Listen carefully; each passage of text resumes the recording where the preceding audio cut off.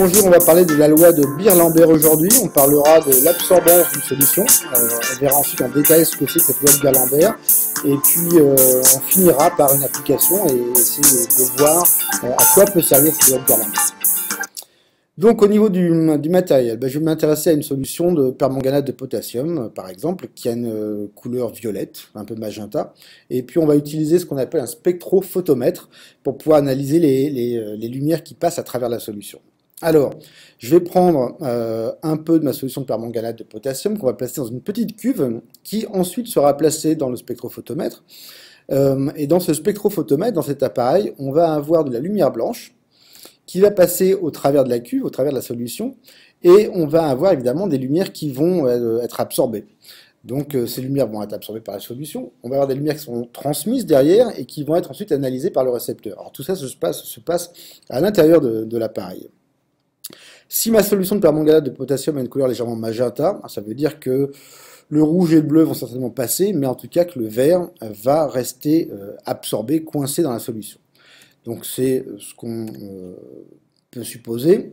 Maintenant, si on regarde le spectre qui est donné, le spectre d'absorption qui est donné par cet appareil, on va s'apercevoir que effectivement, les radiations qui sont principalement absorbées, et on caractérise ça par ce qu'on appelle une absorbance, c'est une grandeur qui est sans unité. Les radiations qui sont principalement absorbées sont le vert et puis un peu de violet. Alors si on regarde ce graphe en plus grand, moi ce qui va m'intéresser, donc on a horizontalement les longueurs d'onde des radiations. Ensuite, on va avoir verticalement l'absorbance. Et donc ce graphe nous permet d'avoir l'absorbance en fonction de toutes les radiations qui vont pouvoir passer à travers la solution.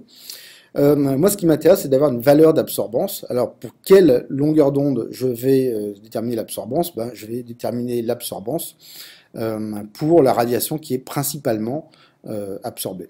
Donc ici, ça correspond à une lumière verte d'à peu près 520 nanomètres. Donc c'est pas cette longueur d'onde qui va m'intéresser par la suite, hein. C'est vraiment la valeur de l'absorbance qui, dans mon cas ici, fait à peu près 1,28 et toujours pareil, sans unité. Alors, à quoi ça va me servir maintenant? Ça va me servir à essayer d'établir une loi qu'on appelle la loi de Beer-Lambert, qui en fait a pour but d'essayer de mettre en relation l'absorbance et la concentration de la solution. Donc on peut partir d'un exemple simple, c'est l'échelle de teinte, qu'on peut faire à partir de solutions qui ont des concentrations différentes, mais qu'on va connaître au préalable. Et évidemment, quand on a une solution qui est très foncée, elle est très concentrée, et moins la solution est concentrée, plus elle est claire. Donc là, j'ai ici 5 concentrations différentes, et en fait, pour chacune de ces solutions, de ces concentrations, on va essayer d'établir l'absorbance de ces solutions.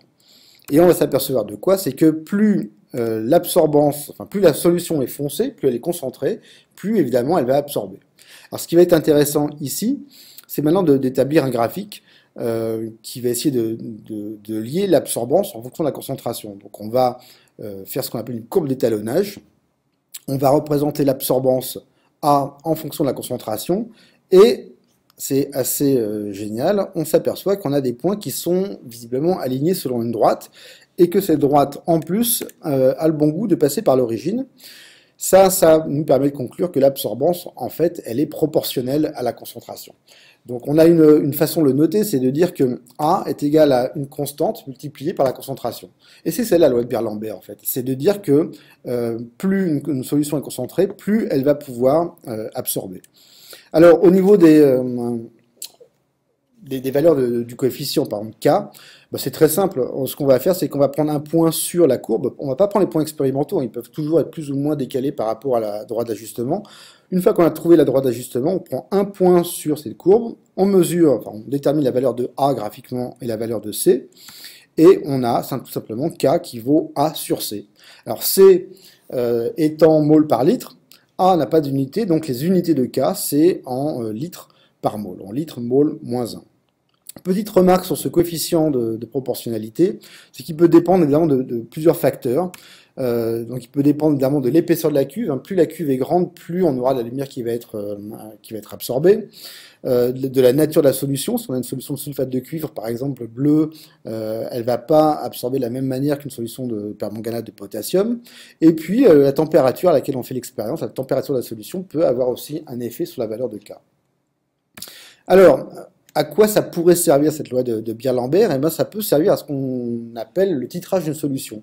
Alors, titrer une solution, c'est tout simplement essayer de déterminer la concentration en soluté que peut avoir cette solution. Donc, ce qu'on va faire, on va prendre par exemple une solution, on avait commencé avec du permanganate de potassium, donc on va continuer avec ça. On a une solution, concentration inconnue. On va prendre le matériel dont on a parlé un petit peu auparavant, on va prendre notre spectrophotomètre, une cuve pour pouvoir mettre un peu notre solution. On va aussi utiliser notre courbe de talonnage qu'on a établie auparavant.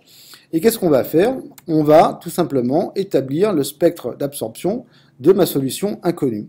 Ce que je vais obtenir ici, c'est la valeur de l'absorbance. Cette valeur d'absorbance, qu'est-ce que je fais? Je la reporte sur mon graphique. Et évidemment, maintenant, ça va être très très simple. J'ai plus qu'à, graphiquement, retrouver la valeur de la concentration. Donc, voilà une application importante de la loi de Beer-Lambert.